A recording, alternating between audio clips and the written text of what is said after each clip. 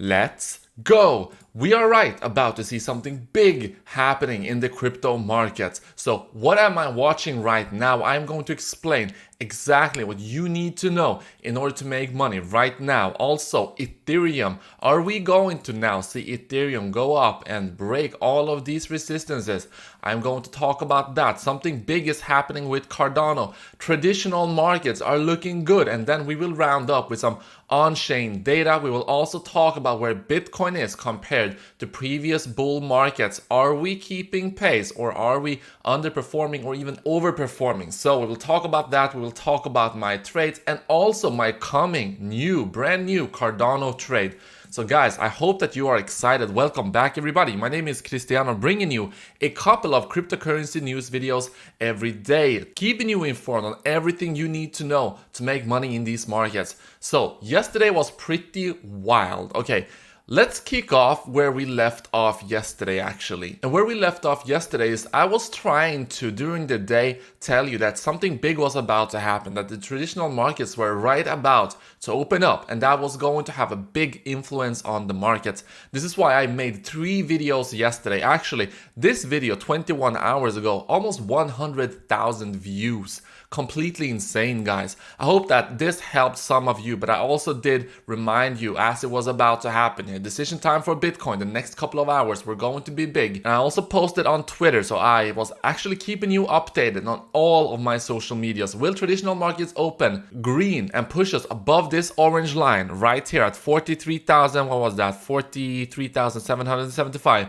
You can see that we were struggling right here. So we are kind of doing a recap of what we were talking about yesterday and then what happened. Traditional markets opened up, and you can see that not only did we break past this level, also we actually hit the resistance here at $47,000. This is why these orange lines, they are very important to keep track of. I always tell you this, and even on the 1 hour, I think that this is more evident. You can see that we were struggling right here, hit perfect resistance at $47,000. So what did the traditional markets do when they opened up? Well, we are right now on the 4-hourly candles, and I am going to show you a very important pattern here on Bitcoin soon, but I just want to kind of finish up with what I was talking about yesterday.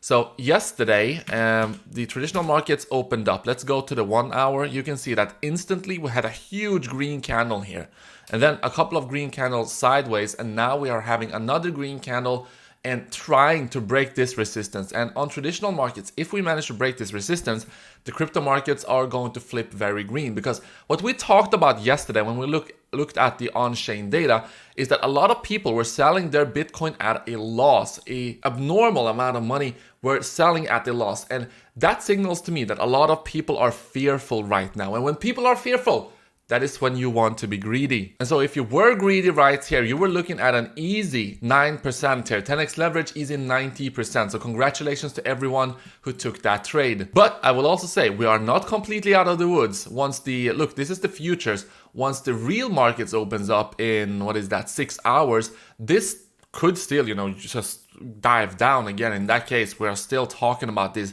brown boxes at $41,000 and $38,000. So we are not out of the woods, but things are looking pretty good right now for Bitcoin. And more importantly, we had a macro setup to consider. If they were going to open green here, Bitcoin was also going to do well. And so this is what you want to consider when you look at these kind of swing trades in general. So with that out of the way, what should we consider right now? Well, we have this huge wedge here. This is on the 1 hour. It's also on the 4 hour.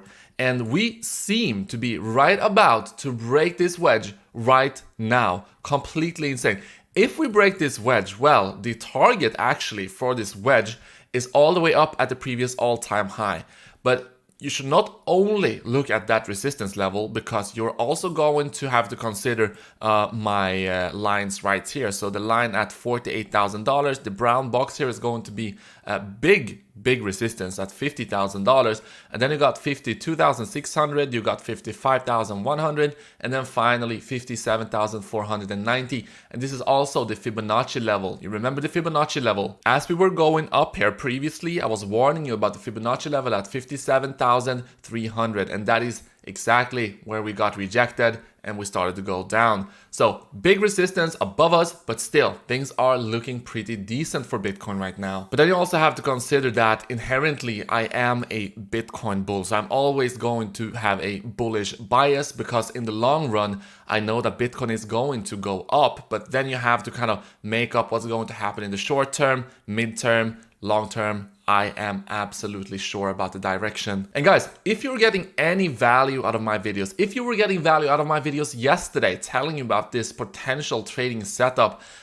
please do leave a like and also subscribe if you are not yet subscribed. We are growing. I mean, it seems like it was yesterday we were at 100,000 subscribers. Now, all of a sudden, 111,000 subscribers. Absolutely insane. Now, let's continue. Let's talk about Ethereum before we move on to some very important on-chain data and my trades.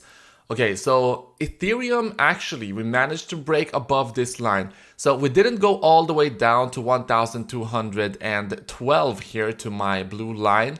Some people said that on some exchanges, we actually got very close to it.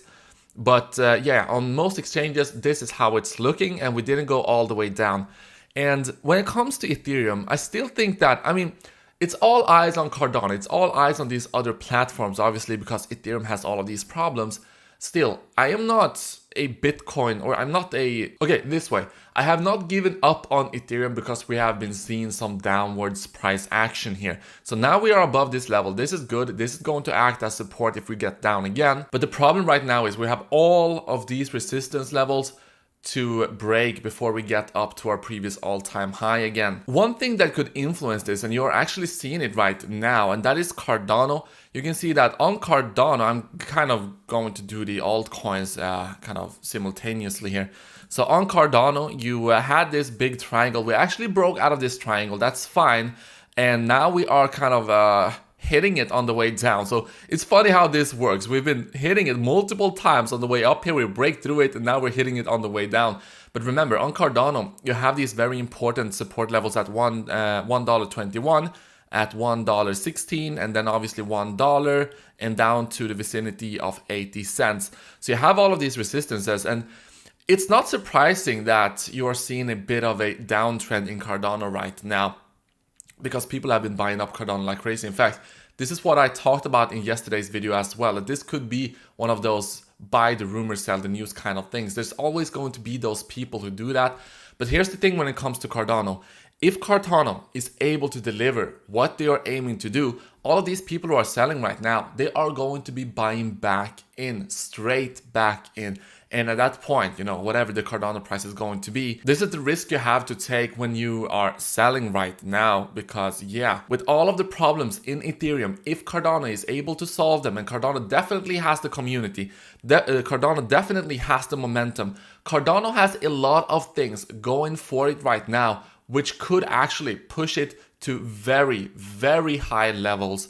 And so when you look at Ethereum, you're seeing some small dumps in Cardano and you're seeing pumps in Ethereum. So the money is being recycled into Ethereum pretty much. And on the other hand, if Cardano is not able to deliver, that means that Ethereum, you're going to see an even bigger exodus. Cardano is going to continue down here and Ethereum is going to push higher. And so it's going to be pretty much that push and pull relationship between Ethereum and Cardano. And then we will see. We will see if Cardano is able to deliver. I hope that they are. In that case, it's going to be very, very exciting. I have so many plans for Cardano content on my channel when it comes to covering different apps, covering yield farming, covering different projects with potential. Tomorrow, guys, I am releasing a video with the top projects for Cardano as a speculation, what Cardano needs in order to kind of jump into crazy heights. So that's going to be a very interesting video for everyone who are interested in that. And that brings me to my next trade on Cardano. So here's the thing. Even if we do see a dump, let's say some whales were accumulating crazy amounts of Cardano and they have their minds made up already. They are going to dump at a certain point. Sure, let them do that.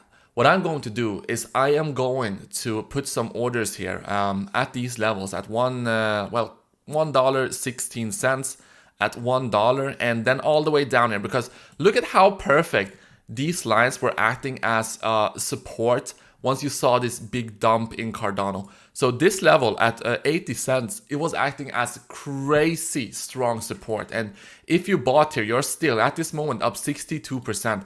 And so I am going to be putting a order here at 80 cents as well and at 70 cents. And if they get filled, that's fantastic. If they do not get filled, it's not the end of the world. I'm just trying to capitalize on these swings. I still have my huddle bag of Cardano, and I'm going to enter this trade over on Femex. So if you want to see what I'm doing, or if you want to do something similar, but please, if you are not used to trading, if you don't know what you are doing, please do not follow me blindly. I'm just documenting, so for educational purposes basically. But if you want to follow me over on Femex on my Cardano trades, you got the link down here, and you're able to get a $200 bonus for your first deposit. And on Bybit, you can also get a $200 bonus for your first deposit. Okay, now you know my plan for Cardano. You know my plan for Bitcoin, Ethereum. Long way to go before we are going to reach our previous all-time high. Let's look at some on-chain data. So what we got right here, and by the way, if you enjoyed me bringing you these on-chain data, let me know down in the comment section if you want more of these. As you know, I have been covering on-chain data in my recent videos. I think that on-chain data is just as important as the technical analysis as well. So you have to combine all of these things. So what you're looking at is the net transfer volume from and to exchanges. When you see the green, you see, and this is a moving average on a daily 7-day moving average. When you see it being green, it means that more Bitcoin is being transferred into exchanges in relation to out of exchanges. And when you go into the red, obviously it means that more Bitcoin was transferred out of the exchanges. So why would you transfer Bitcoin into an exchange? Well, basically to sell. I mean, that's pretty obvious. Why would you transfer Bitcoin out of your exchange? Well, to put it in cold storage and just hodl it. And so traditionally, obviously, when you see spikes in inflows into exchanges, that usually means that the price is going to go down. So you had one right here. You see the price is going down. So the price is the black line here. You have a huge inflow here. Price is going down. You have, well, I mean, you can look at these peaks for yourself. You see the price going down on these inflows. Inflow there, price goes down.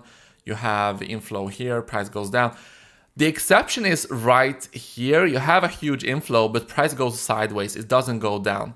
Okay, also here you have an inflow, price goes sideways. Here you have inflows, but price actually goes up. So what does this mean? To me, it means that someone is buying up that Bitcoin, a huge amount of Bitcoin demand at this right moment. So it signals to me that institutions are buying, okay? Because that's what matters. Look, what is pushing the Bitcoin price down? Obviously, it is people willing to sell more than people are willing to buy, basically. And so traditionally, when you see spikes into the exchanges on normal conditions, that would put the price lower. But when you have an institution, when you have Michael Saylor just waiting there with foam running down his mouth, waiting to buy that Bitcoin, obviously the Bitcoin price is not going to be as affected as when you don't have Michael Saylor foaming out of his mouth. But what I want to show you is that you had a spike here yesterday. Okay, you had a spike here, price went down, or was this the other day? I think this was, yeah, it was yesterday or the day before. Basically, when you saw the signal, price started to go down, but now you can see that you're actually seeing that outflow. So someone bought the dip, guys. Someone bought the dip, and this is why I've been telling you, like, I cannot make this more clear. And really, this video, this deserves more attention, because dips are for buying, guys. And yeah, things are setting up for a huge bull run still in Bitcoin, and I want to recommend you to watch this video actually. And where are we right now on the cycle? Well, I want to remind you that this is the average. The black line is the average growth after each halving. So we've had 3 halvings so far, and yeah, we are well on track. You can see that we were almost breaking the average right here, meaning that we were going to outperform the average. Still, it doesn't matter. I mean, you could be inside of this blue cloud and still be well on our track to $387,000 by May of 2020. Or $286 on October of 2021 once you see that peak and you see us go sideways and into a new bear market. A $286,000 Bitcoin, I will take that. But remember, I am not saying that these are, I mean, this is just a model. It's a price prediction model. This does not have to work exactly like this, but so far, this is working great. We touched the lower ends right here, went into a huge bull run. And now with all of the money printing, all of the stuff going on, we might actually start to overperform this and start to have exponential growth in the markets. We'll keep you updated. I will start building my, or setting my orders here for my Cardano position over on Femex. My trade over on Bybit down $2,000. This was down, I think, $9,000 or $8,000 yesterday. No panic, guys. I mean, you know my strategy. You know, I've been documenting everything, and we are right about to test this resistance at $47,000. Everything is looking fine, guys. Just relax.